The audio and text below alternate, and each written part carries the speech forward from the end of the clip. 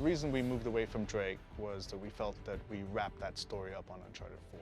And that's really the motivation to find a new cast of characters that could actually carry on the Uncharted legacy. Uncharted is more than just Nathan Drake, and I think maybe makes people think a little differently about the Uncharted series as far as what they think of when they think of Uncharted. We started trying to keep it short. We started trying to keep it contained. But like all Naughty Dog games, you know, it's story-driven and we need the time to tell the story accurately. We needed to go into the past, dig a little deeper than, you know, the surface, and it just blew up. We started expanding to get character arcs developed, and before we knew it, it's a full game. We're treating it as seriously as an Uncharted game. The game could stand on its own as an entry in the series. It's going to be the sum of Uncharted's in terms of gameplay experience with some of our beloved characters, some of the most fan-favored characters. Well, there were many ideas on the table, like Sullivan and Sam's story, but they all were very closely related to U4, so we wanted something that was fresh, something that was new, and Chloe, being a fan favorite, we thought we would explore her story. Then we thought about, okay, well, who would be a good pairing with Chloe Frazer? And we're like, well, what if Chloe Frazer wanted to explore her past, go back to India, to her roots, and what if she needed someone like Nadine Ross as a partner? We find these symbols. We find the tusk. And then that was the kind of jumping off point of these two interesting characters together. We can put them wherever we want. We know that there's going to be fun stuff happening, and Chloe is more improvisational. Nadine is more logical. We know that there's going to be great conflict if we throw those two together. That's supposed to happen? Dunno.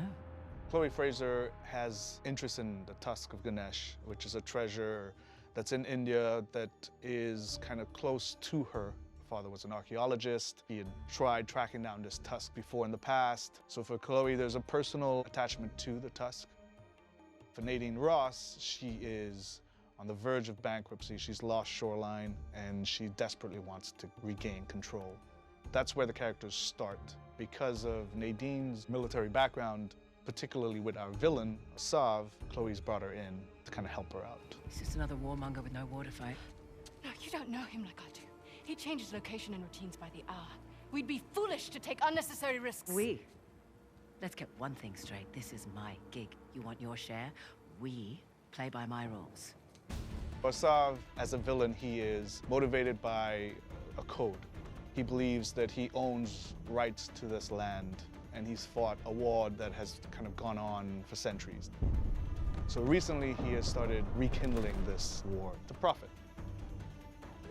Giving the player more options, I think, would be the highest level, encompassing way to describe what we're trying to elevate even from Uncharted 4. We have all those things at our disposal again, rope climbing, driving, we have the winch, stealth options.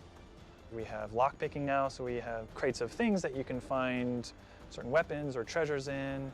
We just present you with a lot of stuff that the player can then decide what to do, and then, of course, having an allied character with you during all of those things and making sure that they can react and be as lifelike as possible as a human would. We're taking advantage of the buddy system by integrating more of the narrative. For example, if our characters in the story aren't communicating well, or they're upset, or they're aggravated, it will reflect in the gameplay. So if I've just come out of a heated argument with Nadine Ross, in the gameplay you will feel that tension, you will feel that aggravation.